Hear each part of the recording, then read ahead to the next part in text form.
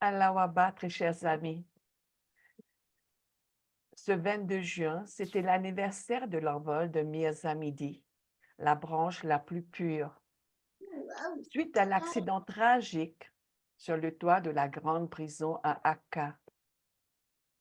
Dans une prière très significative et profonde révélée par Baha'u'llah en mémoire de son fils Mirza Midi, la prière sera lue par Mitrani depuis Londres. Ensuite, la parole sera prise par David pour commémorer ensemble la mémoire de la branche la plus pure.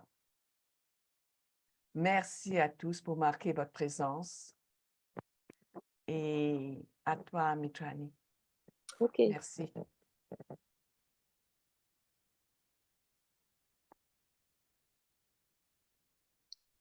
Lauded be thy name, O Lord my God. Thou seest me in this day, shut up in my prison, and fallen into the hands of thine adversaries, and beholdest my son, the purest branch, lying on the dust before thy face. He is thy servant, O my Lord, whom thou hast caused to be related to him who is the manifestation of thyself, and the dayspring of thy cause. At his birth he was afflicted through his separation from thee, according to what had been ordained for him through thine irrevocable decree. And when he had quaffed the cup of reunion with thee, he was cast into prison for having believed in thee and in thy signs. He continued to serve thy beauty until he entered into his most great prison. Thereupon I offered him up, O my God, as a sacrifice in thy path. Thou well knowest what they who love thee have endured through this trial, that hath caused the kindreds of the earth to wail, and beyond them the concourse on high to lament. I beseech thee, O my Lord, by him and by his exile and his imprisonment, to send down upon such as loved him what will quiet their hearts and bless their works. Potent art thou to do as thou willest. No God is there but thee, the Almighty, the most powerful.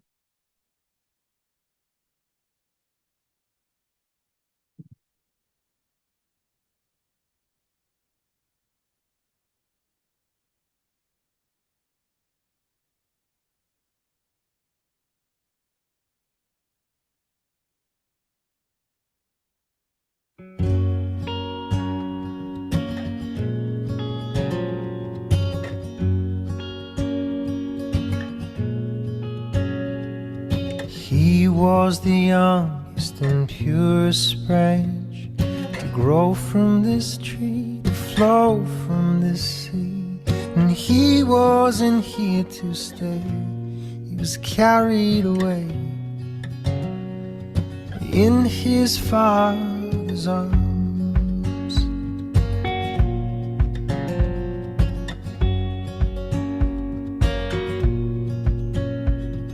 He closed his eyes and he looked to the skies with an open heart and an open soul. He was lost in prayer in the moonlight up there when he stepped right out into his Father's arms. And you were carried home on those shoulders so wide. And you were finally sold by your mother's side. Now under the lights of Carmel you lie.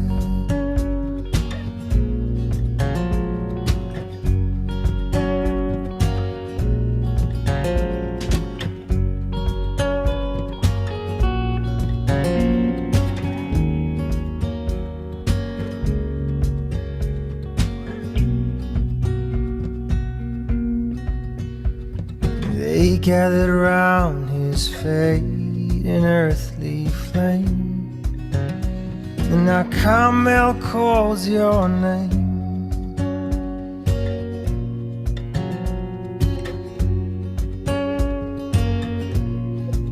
He said, would that my life could be a sacrifice to the ones who circle around this place, and you were carried home on those shoulders so wide, and you were finally sown by your mother's side. And now under the lights of Carmel you lie.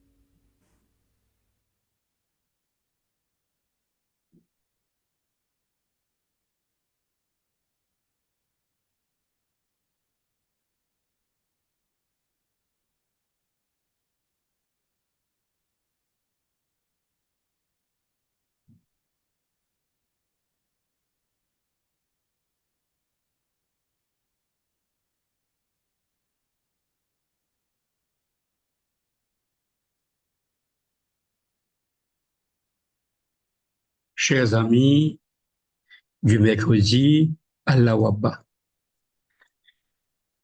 Alors aujourd'hui, on va essayer de retracer cette vie de sacrifice de Miaza Midi.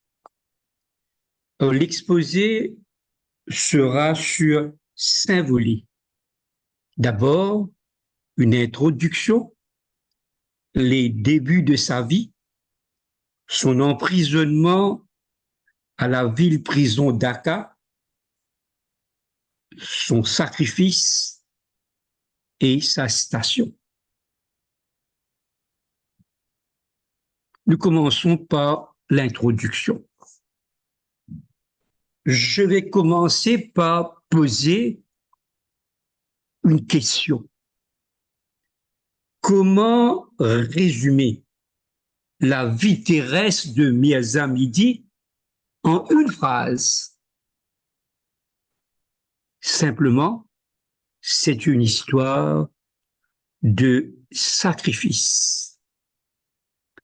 Mais le sacrifice de Miaza Midi était spécial en raison de sa haute position spirituelle, bien qu'il n'en ait en aucun cas été l'égal d'un prophète en termes de rang. Alors, pour comprendre l'importance du sacrifice de Miaza Midi, je vais me servir d'une analogie. On va comparer le sacrifice de Miaza Midi à une graine qui doit d'abord se sacrifier et être anéantie pour que la graine pousse, en sorte et devienne finalement un chêne puissant. Il ne faut pas oublier non plus que ce sacrifice de Miaza Midi comportait 2 parties. Son père, Baha'u'llah, la manifestation suprême de Dieu, aurait pu exercer le pouvoir qu'il possédait pour assurer la guérison de son fils.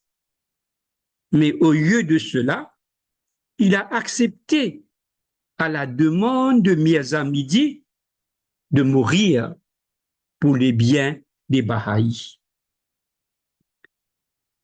L'ampleur de ce sacrifice de la part de Baha'u'llah peut difficilement être sous-estimée. Baha'u'llah était pleinement conscient que les qualités particulières de son fils lui manqueraient cruellement dans les années à venir, non seulement à lui-même, mais aussi à ses successeurs. Mais passons maintenant à l'histoire tragique, émouvante, douloureuse, mais captivante et inspirante de Mirza Midi.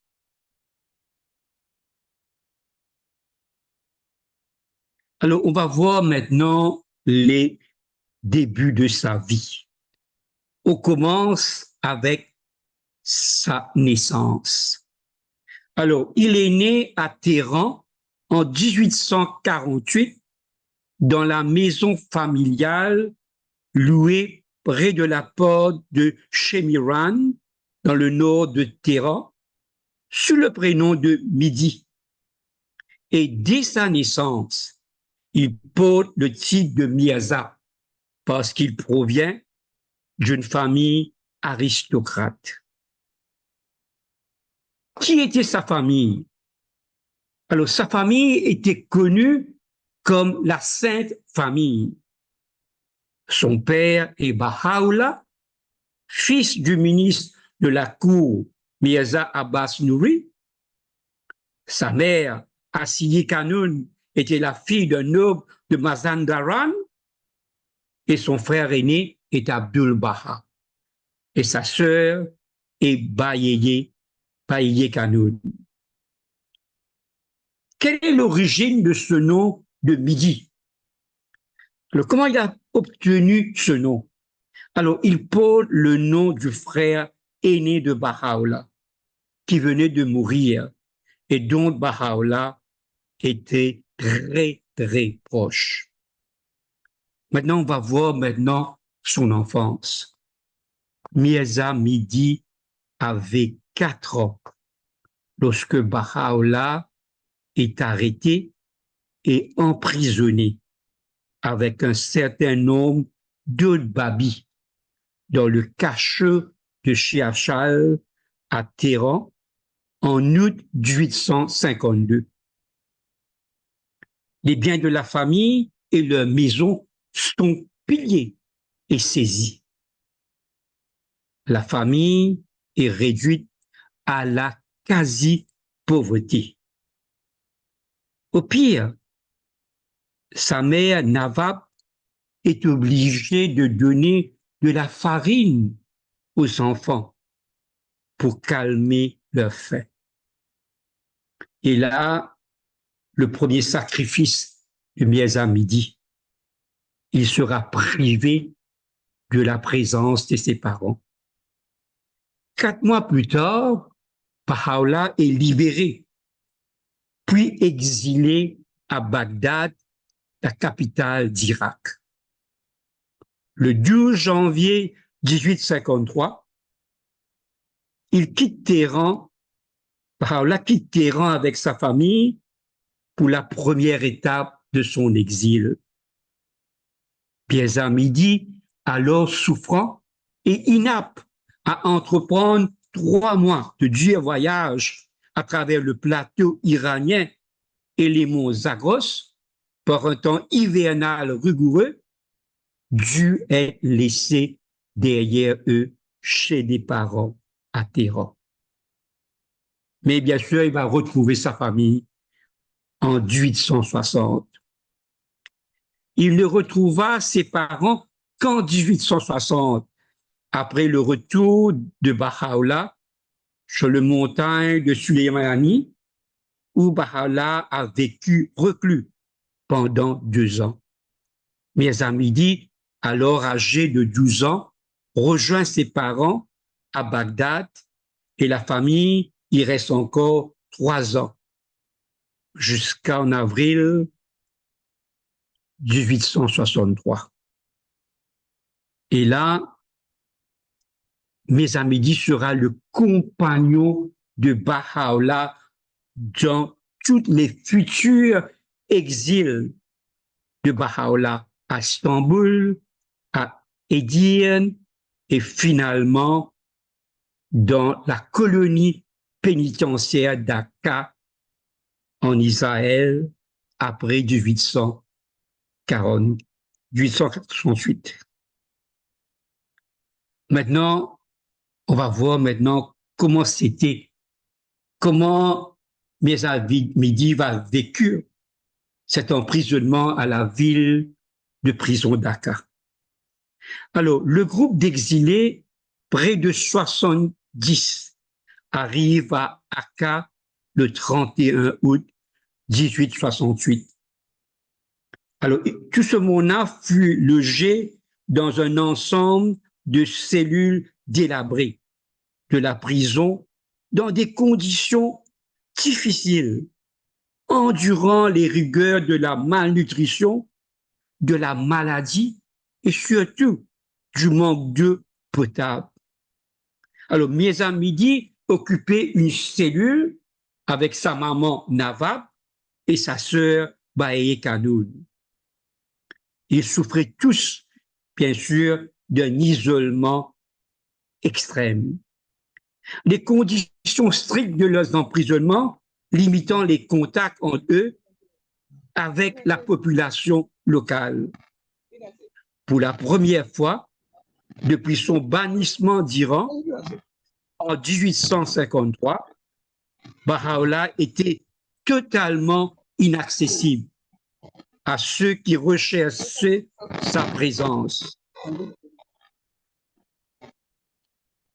Les adeptes qui ont fait le pénible voyage depuis l'Iran ont souvent dû revenir sans l'avoir vu. Genre,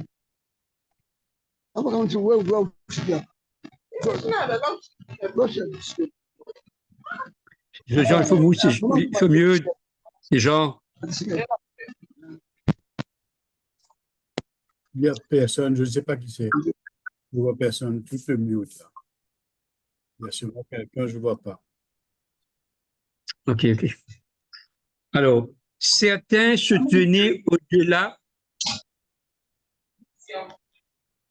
S'il vous plaît, mettez-vous en mode de sourdine.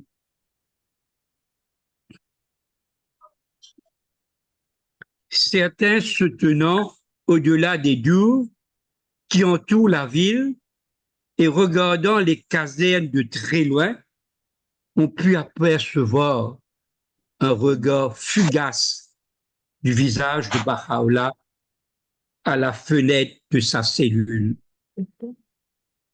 S'ils parviennent à pénétrer dans la ville, ils peuvent au mieux l'apercevoir parmi la foule au bain public.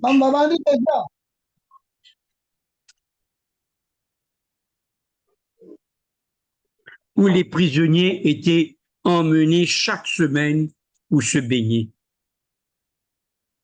Malgré son jeune âge, Mirza Mehdi était habitué aux épreuves et a été reconnu comme un pilier de force parmi les exilés. On a commencé. S'il vous plaît, il faut nous ces gens-là. On a commencé.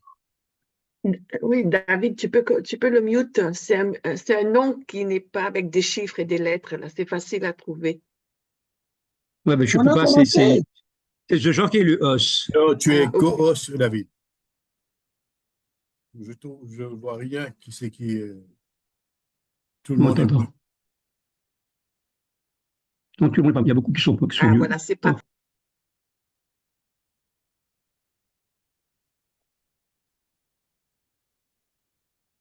OK. OK. Je m'excuse de cet inconvénient. Alors, Mirza Mehdi ressemblait à Abdul-Baha par son.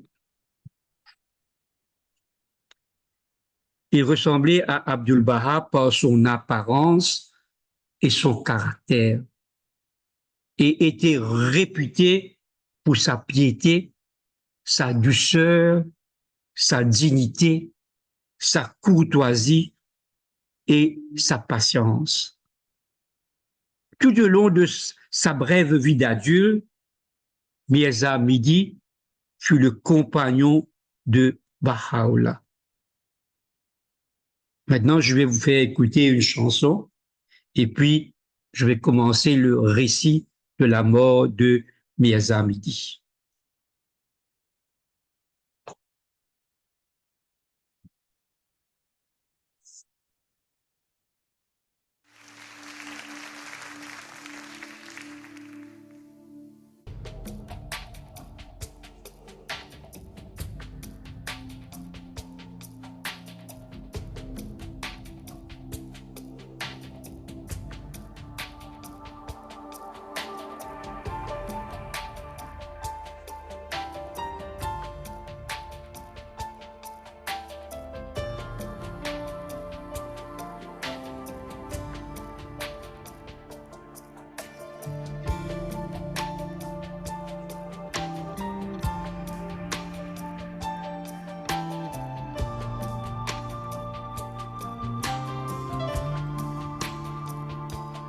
Darkness fell, the night was still. He paced in prayer with unswerving will. So enraptured, heart pure and strong, his soul transcends to a world beyond.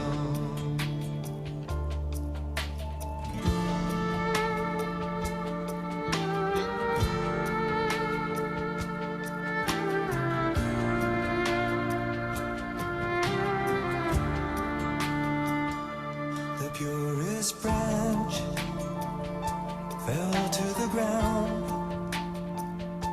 His body lay scarcely a sound. The holy leaves caressed the bough and wiped the tears from his blood-stained brow. And he was asked, what is your wish? To stay and serve or pass through the veil? His faith replied, accept my life for those who seek their heart's desire. The blessed beauty came through the door to see his son, his body torn. He turned to go, he knew the end. Echoing words, Mehdi has gone. And he was asked, what is your wish? To stay and serve or pass through the veil? His faith replied, accept my life for those who seek their heart's desire. And his gentle soul winged his flight as a ransom for a song. With the angels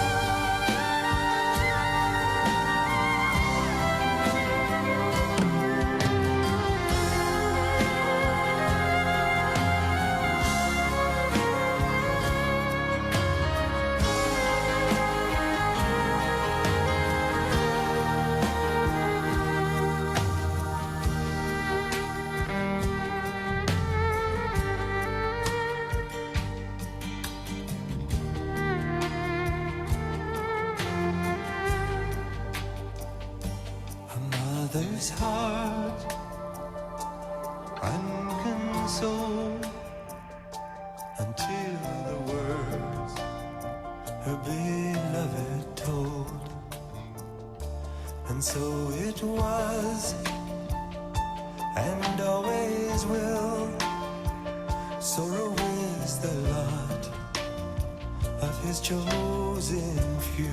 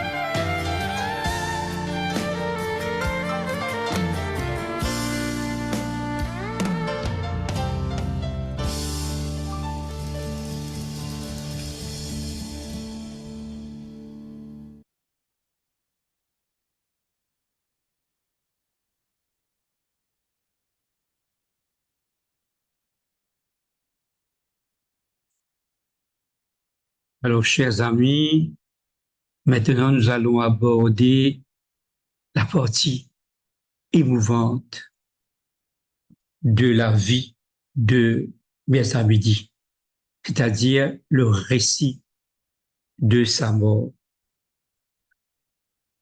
Alors, lorsque Mirza Mehdi était dans la citadelle Dhaka, il avait souvent l'habitude d'atteindre la présence de Baha'u'llah dans l'après-midi et d'y rester jusqu'à qu'il ait terminé ses tâches. Ensuite, il avait l'habitude de monter sur le toit et de passer le reste du temps en prière et en méditation. Sur le toit, on pouvait respirer un air de meilleure qualité, loin de la pestilence et de l'humidité des étages inférieurs de la prison. Il avait une bonne vue de la ville et écoutait le bruit des vagues qui balaient la baie. C'est un moment de paix et de calme spirituel. Par une chaude après-midi, Mirza Mehdi était occupé à ses dévotions sur le toit et se rendait ensuite, comme toujours, dans la chambre de Baha'u'llah pour y accomplir ses tâches habituelles de secrétaire. Comme il ne se sentait pas bien, on lui suggéra de retourner sur le toit.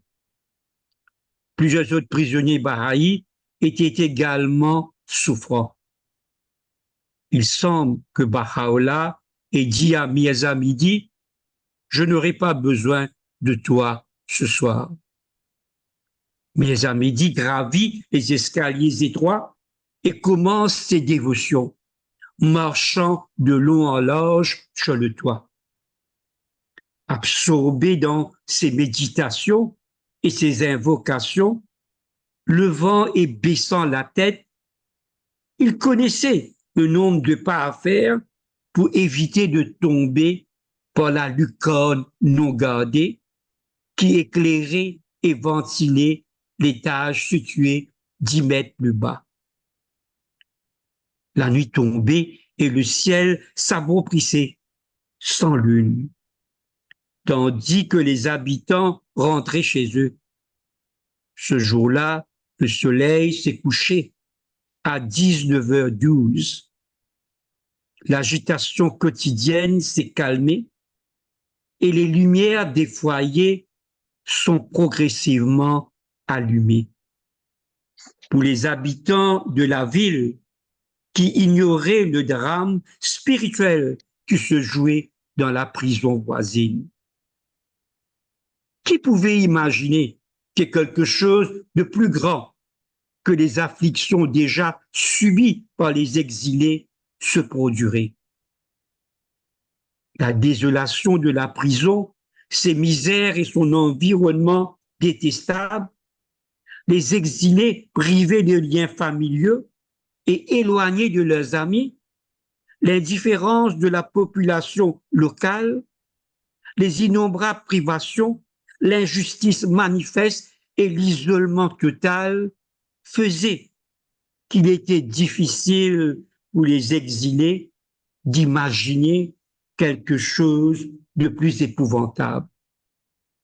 Mais le décret de la Providence ne doit jamais être remis en question. C'est à Dieu d'éprouver ses serviteurs et non à ses serviteurs de le juger selon leurs critères déficients, a dit le pape.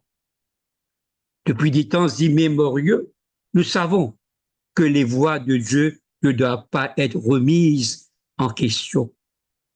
Comme l'a dit la beauté bénie, je le jure par ma vie, rien d'autre que ce qui leur est profitable ne peut arriver à ceux que j'aime. Ce qu'atteste la plume de Dieu, le très puissant, le tout glorieux, le très aimé. Au crépuscule, alors que la nuit commençait à tomber sur l'horizon de la Méditerranée. Bien à midi, observez toujours sa veillée sur le toit de la prison. Il récite des passages poignants de l'Ode de la Colombe, un traité mystique de 127 versets, écrit lorsque Baha'u'llah s'était retiré dans le montagne de Sulémanie, dans lequel il parla de son chagrin et de sa souffrance en ces termes. Le déluge de Noé n'est que la mesure des larmes que j'ai versées. Et le feu d'Abraham, une ébullition de mon âme. Le chagrin de Jacob n'est qu'un reflet de mes peines. Et les afflictions de Job, une fraction de ma calamité. Mes amis a été captivé par le ton de profonde détresse des paroles de Baha'u'llah. Et sans rendre compte, en état de prière, il trébuche, perd l'équilibre et tombe par la lucarne ouverte.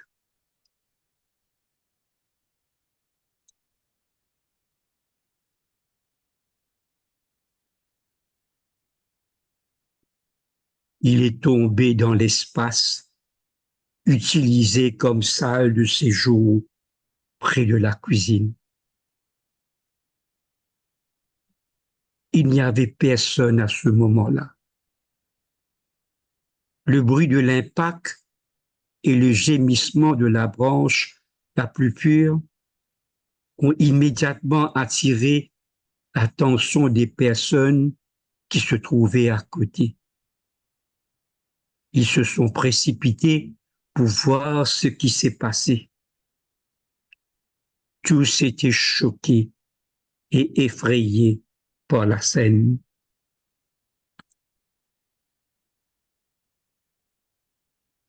Il avait à peine à croire ce qu'il voyait. Pourquoi Dieu avait-il décidé d'ajouter une telle tragédie à leur fardeau? Quelle était la sagesse cachée dans ce nouveau malheur? Mes amis saignaient abondamment de la bouche. La caisse en bois s'était brisée et des éclats s'étaient enfoncés dans ses côtes et sa cuisse, au point qu'il lui était impossible d'enlever ses vêtements, qu'il fallait par la suite lui arracher. Nawab la mère de Mirza Midi, fragile et en pleurs, se rendit également auprès de son fils, qui gisait sous la lucarne ouverte. Voyant son fils trempé dans le sang, elle fut plongée dans une angoisse atroce et s'évanouit. Mirza Midi la prit dans ses bras pour la consoler. Baha'u'llah lui-même est venu voir Mirza Midi. Baï Kanoun nous raconte: la beauté bénie entendit l'agitation, ouvrit la porte de sa chambre et regarda dehors. Lorsqu'elle vit son fils, il fit demi-tour et entra dans sa chambre en disant « Madi, Midi, Midi, Midi » est parti. Hussein I. Hachi, cuisinier de la Sainte Famille et témoin oculaire, a décrit ces moments tragiques. Le bruit terrible de l'impact nous a tous fait courir vers le lieu de la tragédie, où nous avons vu avec stupéfaction ce qui s'était passé selon le décret de Dieu. Et nous avons été choqués au point de nous frapper la tête. La beauté bénie sortit de sa chambre et lui demanda ce qui avait causé sa chute. Mirza Midi répondit qu'il connaissait l'emplacement de la lucarne et que par le passé, il avait pris soin de ne pas s'en approcher, mais que cette fois, son destin était de l'oublier.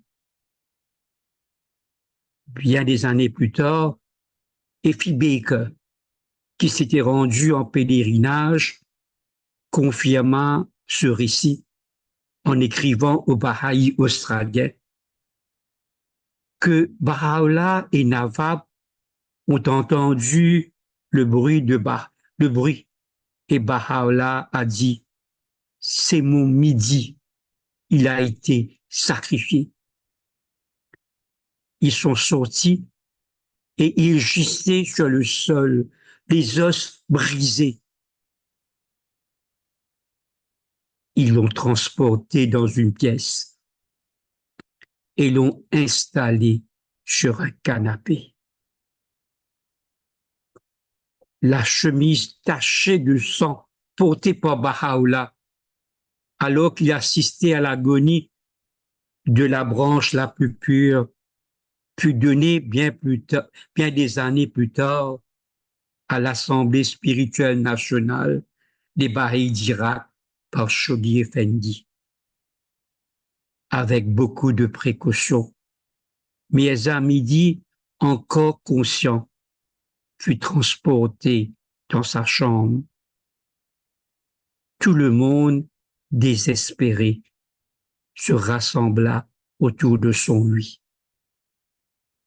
Un médecin italien est appelé, mais les blessures des Mirza Midi sont si graves qu'il ne peut pas faire grand-chose pour lui. Il n'y avait non plus d'hôpital à Akka. Mais au milieu de sa douleur accablante, la noblesse de Mirza Midi est apparue clairement à tous lorsqu'il s'est excusé auprès de ceux qui sont venus à son chevet.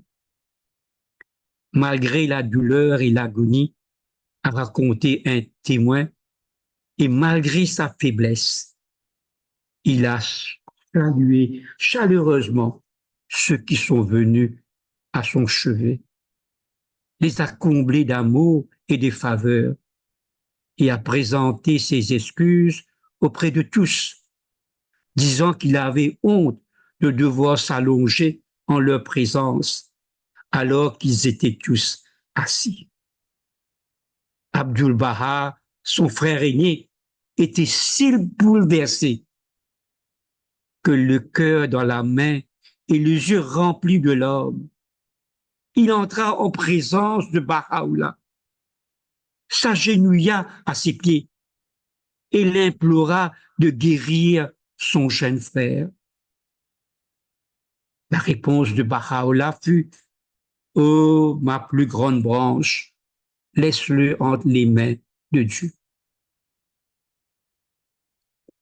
L'historien Nabil nous dit que Nawab, sa maman, accablée de chagrin, se rendit également auprès de Baha'u'llah, s'agenouilla et l'implora. « Mon Seigneur, je te prie d'accepter de moi cette rançon. » Baha'u'llah lui conseilla d'être patiente. Nawab répondit « Tout ce qui est ton bon plaisir, c'est le désir de mon cœur et mon meilleur bien-aimé. » Baha'u'llah se rendit dans la chambre de Mirza Mihdi et ils restèrent longtemps seuls. Nous ne savons pas de quoi ils ont parlé. Le père et le fils ont emporté le contenu de leur conversation dans l'autre monde.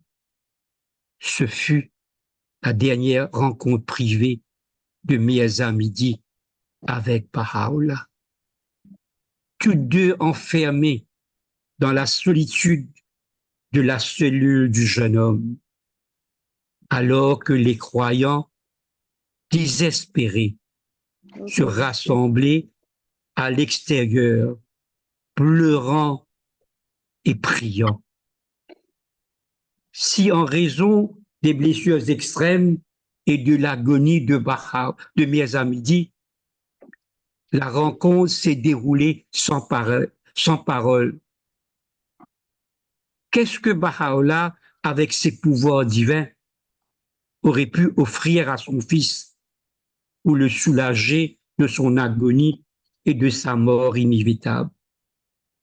Est-ce que Baha'u'llah lui a-t-il montré les merveilles des mondes de Dieu?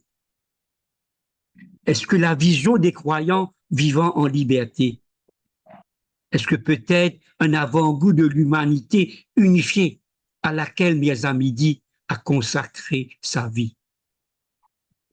Si des paroles ont été prononcées, étaient-elles des paroles de consolation, telles que celles que tout père dans les circonstances similaires dirait à son père, à son enfant? Nous savons que la manifestation suprême de Dieu avait le pouvoir de ramener le gens à la vie, comme nous l'avons vu dans l'histoire de Mirza Jafar. Et nous savons aussi que lorsqu'il était sur son lit de mort, mais encore conscient, Baha'u'llah a demandé à Mirza Mihdi s'il voulait qu'il lui sauve la vie. Qu'est-ce que tu désires? Lui demande Baha'u'llah. Veux-tu vivre ou préfères-tu mourir? Dis-moi ce que tu souhaites le plus. Avec une grande magnanimité, Mirza Mihdi répondit, je ne veux pas vivre, je n'ai qu'un seul souhait. Je veux que les croyants soient admis à voir le Seigneur. Si vous me promettez cela, c'est tout ce que je demande. Baha'u'llah accepta la noble requête de son fils et lui dit qu'il en serait ainsi. En respectant le désir de Mirza Mihdi et en se privant ainsi de la possibilité de sauver son fils, Baha'u'llah a dû avoir le cœur brisé. Pourtant, les manifestations de Dieu voient des réalités que les êtres ordinaires ne peuvent même pas imaginer.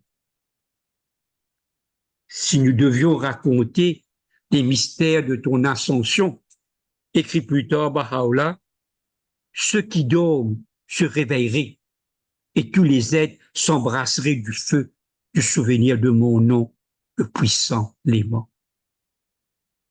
Après ce qui a dû être une nuit horrible pour lui et la Sainte Famille, le lendemain, Miez Hamidi demanda à rencontrer les croyants qu'il reçut avec le plus grand amour et la plus grande gentillesse. Cependant, ses blessures étaient si graves que la mort l'emporta le soir même. L'agonie de Miez Hamidi dura 22 heures. Le jeudi 23 juin 1870, à l'âge de 22 ans, Miez Hamidi s'éteignit, montant à la tribune suprême de façon si soudaine et tragique. Il était impossible de décrire la profondeur de la consternation qui s'est emparée de tout ce monde, tout ce moment de deuil. Baha'u'llah, son cher père et Seigneur, fut très affecté par cette perte soudaine et prématurée. On l'entendit se lamenter « Ô midi, ô midi ». Pour Nawab, c'était la 5e fois qu'elle perdait un fils au cours de sa vie. 3 en Iran, 1 à Bagdad et maintenant Miez Hamidi dans une caserne militaire.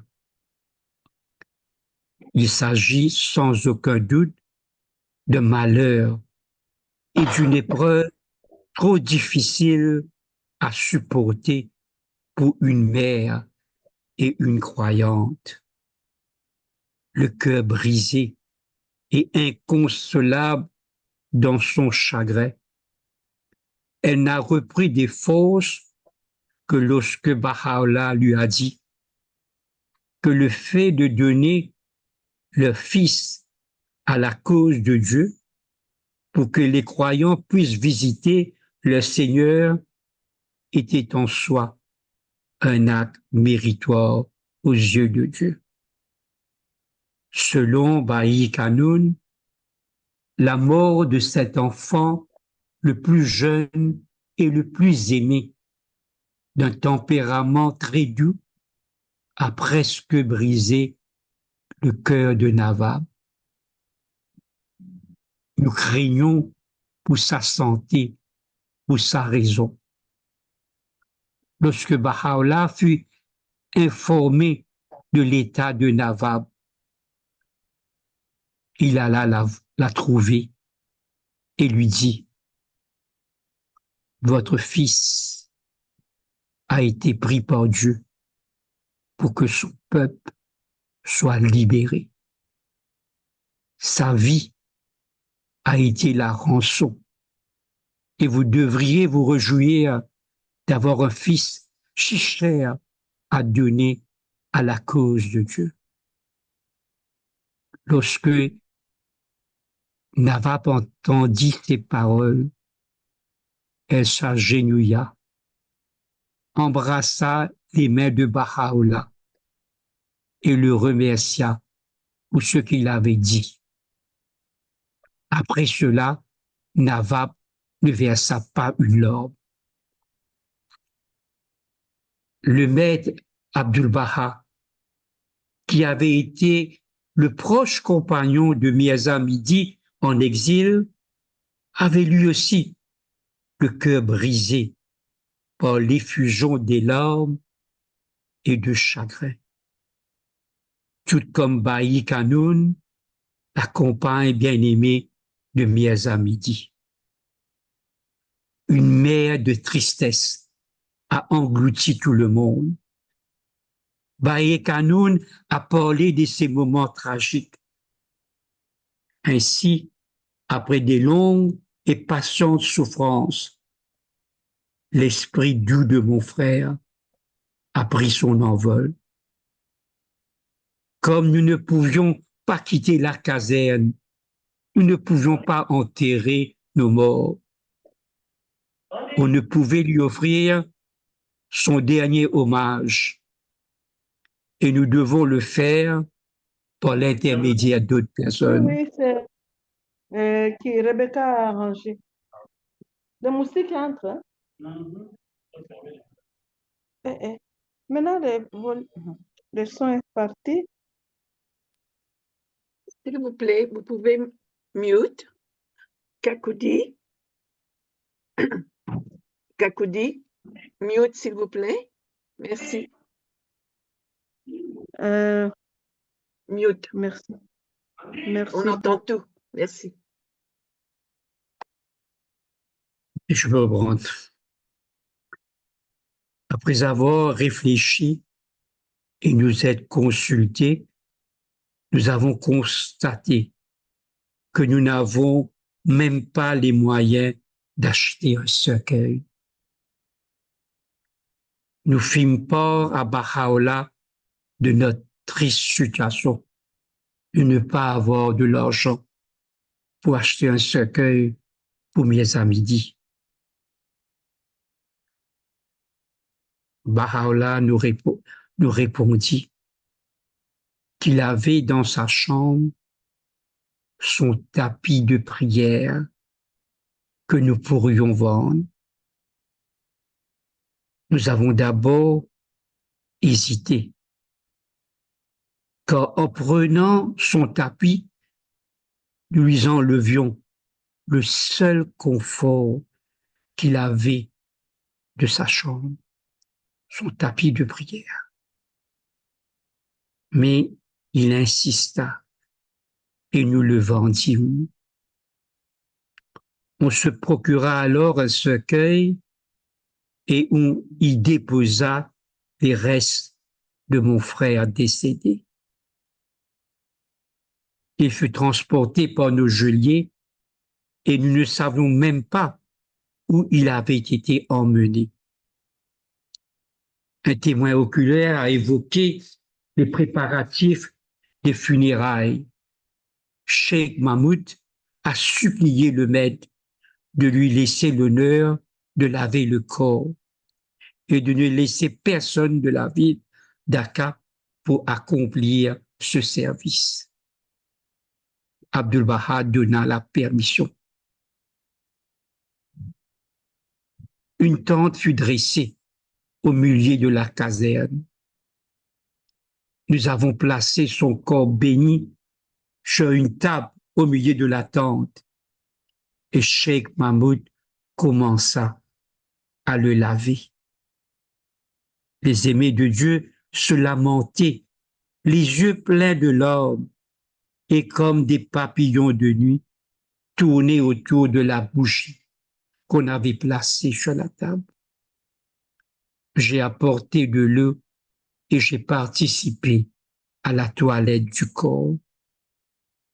Abdul-Baha faisait le 100 pas à l'extérieur de la tente. Son visage trahissait les signes d'une profonde tristesse. Après avoir lavé et enveloppé dans un linceul, le corps est placé dans un nouveau cercueil. À ce moment-là, les cris des pleurs, du deuil et des lamentations s'éleva jusqu'aux cieux. Le cercueil a été porté sur les épaules des hommes hors de la caserne avec la plus grande sérénité et la plus grande majesté. Bahare Rouhani Mani nous dit que le corps de Mirza Midi a été lavé dans la caserne sous les yeux de Baha'u'llah.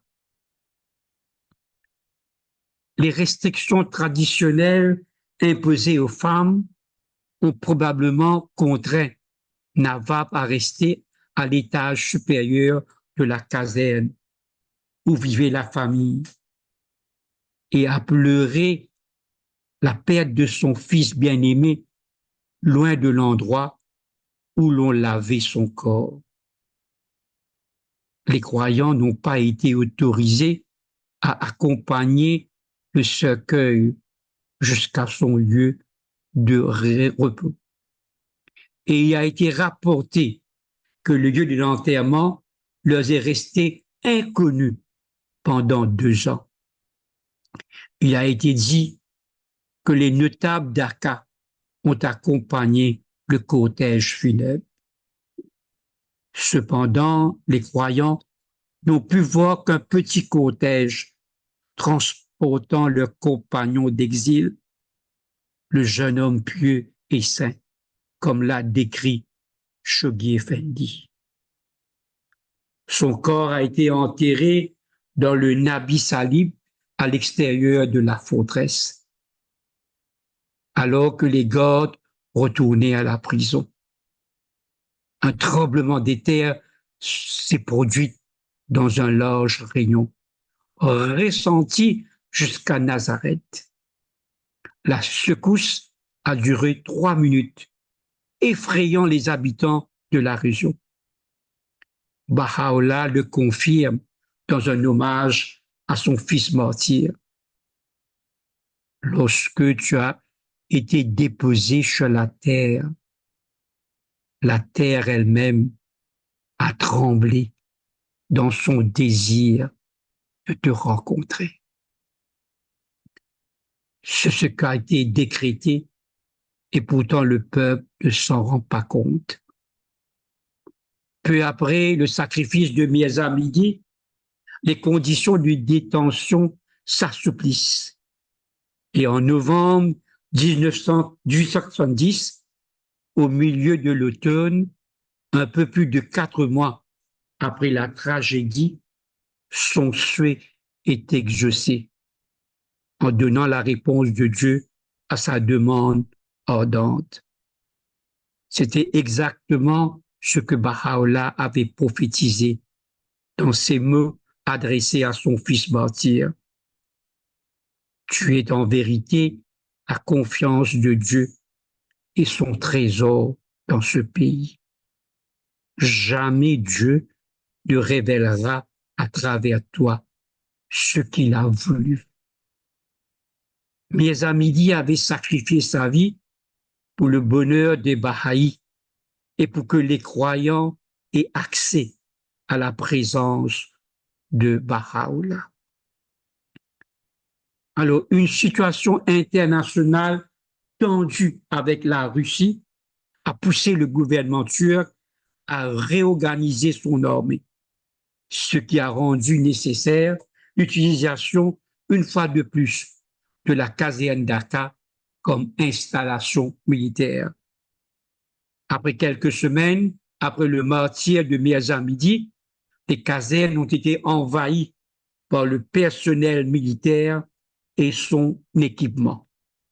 Selon David Rouet, Baha'u'llah protesta contre l'affluence et les problèmes causés par les soldats.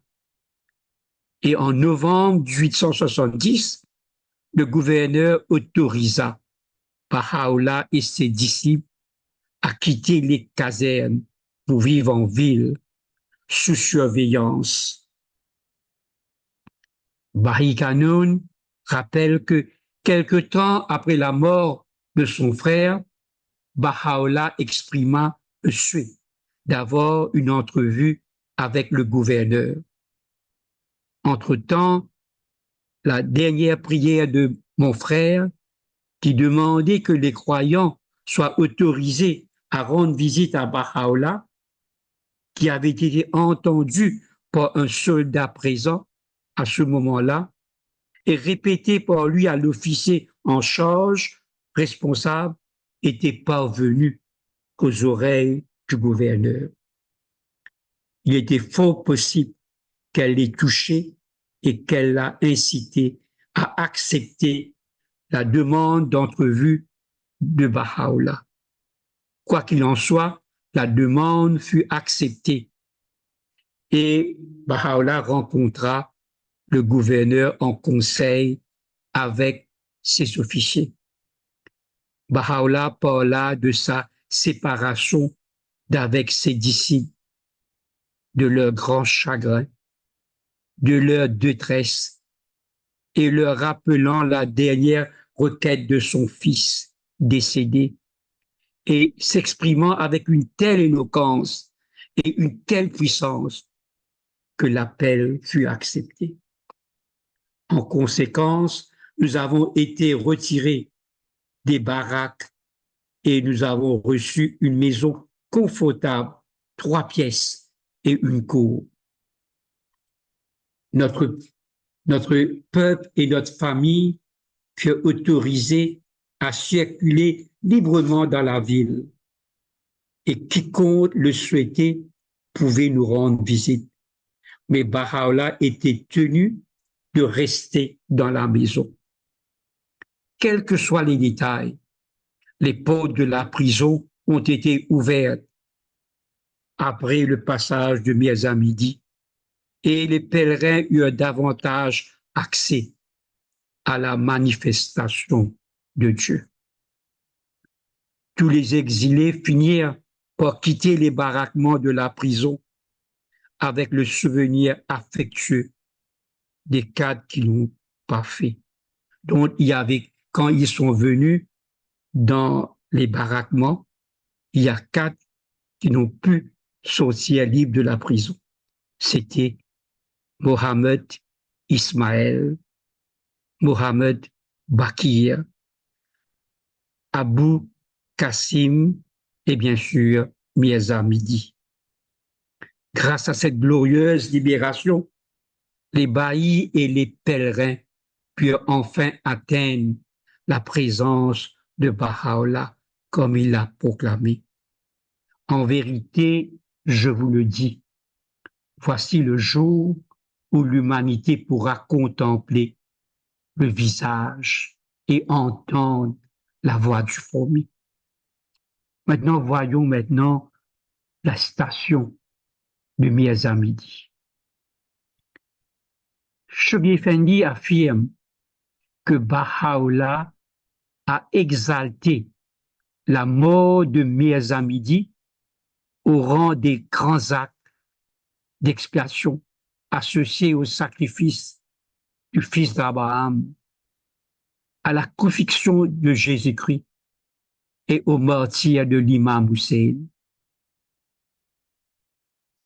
Le jour de sa mort, Baha'u'llah a qualifié Mirza Midi de celui qui a été créé par la lumière de Baha et a été décrit et a décrit sa mort à un moment où il était emprisonné aux mains de ses ennemis comme un martyr. Dans la même tablette, Baha'u'llah exalte la position de Mirza Midi. Tu es heureux d'avoir été fidèle à l'alliance de Dieu et à son testament jusqu'à que tu te sacrifies devant la face de ton Seigneur, le Tout-Puissant, l'inébranlable. Tu as été lésé en vérité et cela témoigne de la beauté de celui qui subsiste par lui-même. Tu as porté dès les premiers jours de ta vie ce qui a fait gémir toutes choses et trembler toutes les colonnes. Heureux celui qui se souvient de toi, qui se rapproche de toi. Grâce à toi, de Dieu, le Créateur du matin. Dans une autre tablette, Baha'u'llah déclare « Béni sois-tu et béni soit celui qui se tourne vers toi. Visite ta tombe et se rapproche grâce à toi de Dieu, le Seigneur de tout ce qui a été et de tout ce qui sera.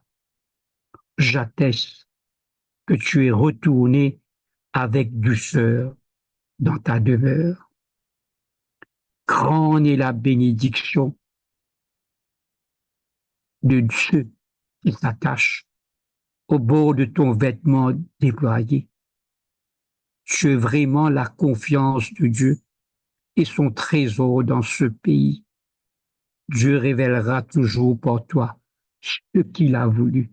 Je voudrais reprendre cette dernière phrase. Tu es vraiment la confiance de Dieu et son trésor dans ce pays. Et je pèse bien mes mots, Dieu révélera toujours pour toi ce qu'il a voulu. Et maintenant, vous savez que, et puis on a dû déterrer le corps de Miezamidi et le placer dans les jardins, ok, à Haïfa. Alors, en décembre 1939, malgré les obstacles causés par le déclenchement de la Seconde Guerre mondiale, l'instabilité locale, les émeutes et l'opposition des adversaires, Shoghi Effendi réussit à transférer les dépouilles de Mirza Midi et Nawab de deux cimetières musulmans différents d'Aka au Mont Carmel à Haïfa. Le 24 décembre 1939, les cercueils sont exposés dans le sanctuaire du Bab. Le lendemain, ils ont été enterrés dans les jardins de monuments près de la sanctuaire du Bab, à côté du lieu du repos de Baïe Kanoun, la sœur de Mirza Midi, décédée à Haïfa en 1932. Shoghi Effendi lui-même faisait partie des porteurs qui ont transporté le cercueil de son arrière-grand-mère et de son grand-oncle depuis le sanctuaire du Bab jusqu'à la dernière demeure, leur déposant tout à tout et répandant des fleurs sur eux. Après le scellement des tombes, Shoghi Effendi a récité les prières que Baha'u'llah avait révélées et lues sur leur tombe. Alors pour conclure, seul l'acte de sacrifice accompli avec pureté et sincérité peut galvaniser l'énergie spirituelle qui surmonte tous les obstacles et propulse la religion vers l'étape suivante de Dieu. Le sacrifice du Mirza Midi n'a pas seulement permis aux Bahaïs de pouvoir rendre visite à Baha'u'llah. L'étendue de ce sacrifice continue parce que c'est un des éléments qui va apporter l'unité de l'humanité. Merci de votre attention.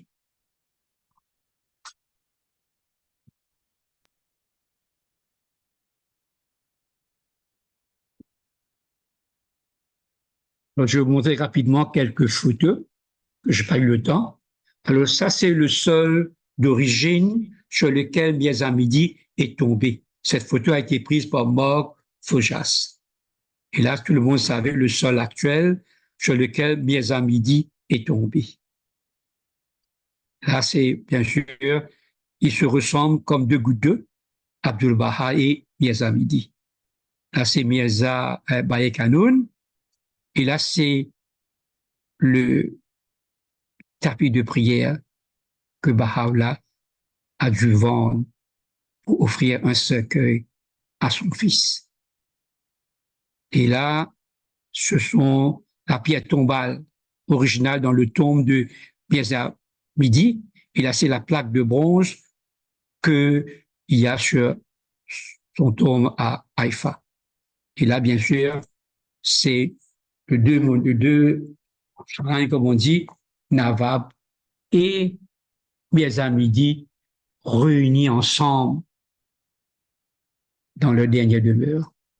Voilà. Si quelqu'un veut apporter toute information, vous êtes les bienvenus. Je m'excuse pour les inconvénients qu'il y a eu, des interruptions.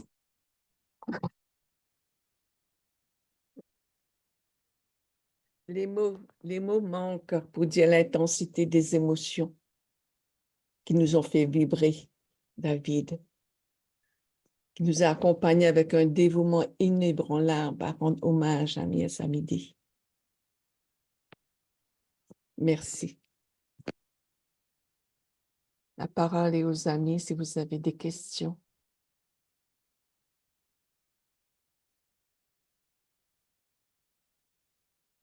Ou partager.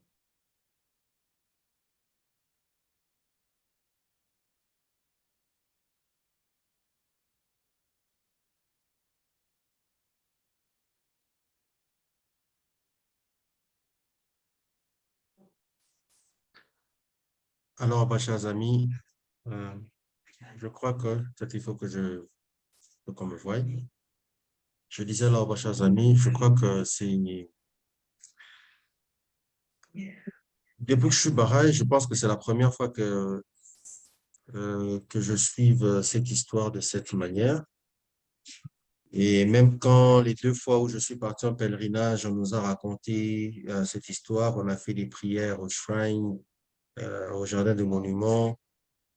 Je n'avais pas encore senti la profondeur de cette histoire de cette manière. Et je pense que ça devrait requalifier carrément le sens du sacrifice qu'aujourd'hui, en tant que Bahreïn, nous devons faire pour le progrès de la cause, et pour l'évolution même de la cause. Je dirais encore merci beaucoup, merci infiniment à David pour cette belle présentation. Je sais pas, le mot me manque. Merci.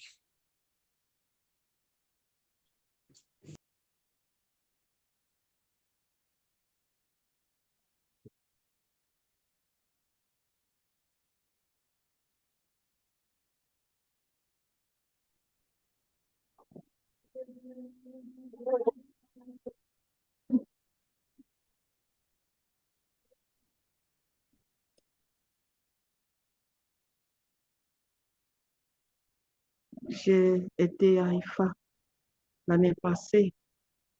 Euh, Ce que je prends comme récit dans ce que M. Navid vient de parler, c'est juste, d'abord c'est émouvant, c'est pas la première fois, mais ce que lui, il a narré, c'est plus que ce que j'avais entendu pendant les 2 tours que j'ai fait le pèlerinage à Haïfa. Euh, j'ai eu des émotions, très même, mais ce que je prends comme leçon là, c'est juste ce qu'il a dit dans ses phrases que euh, ce que Mehdi a fait comme sacrifice, c'est pas seulement que la communauté, les pèlerins puissent voir Baha'u'llah, c'est juste pour que le monde entier, qui ait l'unité, qui ait la paix. Et c'est ça notre objectif, et c'était même l'objectif de Baha'u'llah. Alors, en tant que croyants et Baha'u'llah, nous devons aussi faire tout pour relever ces défis, que le monde arrive à la paix que Baha'u'llah nous a léguée. Je crois que nous devons faire. Donc, c'est notre devoir de le faire. En tout cas aussi, grand merci pour l'ami qui a fait une bonne narration sur la vie des mères amies. Grand merci.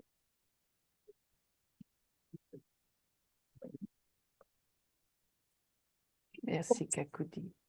Merci.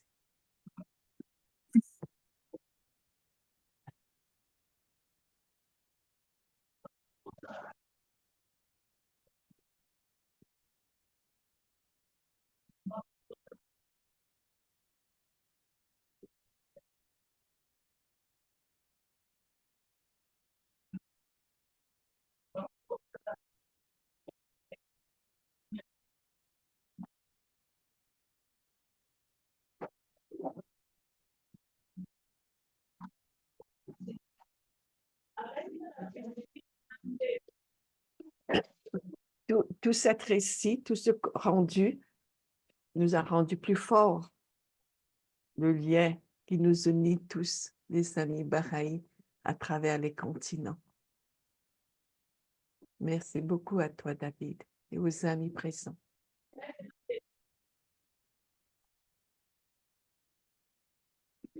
Merci à tout le monde et à demain pour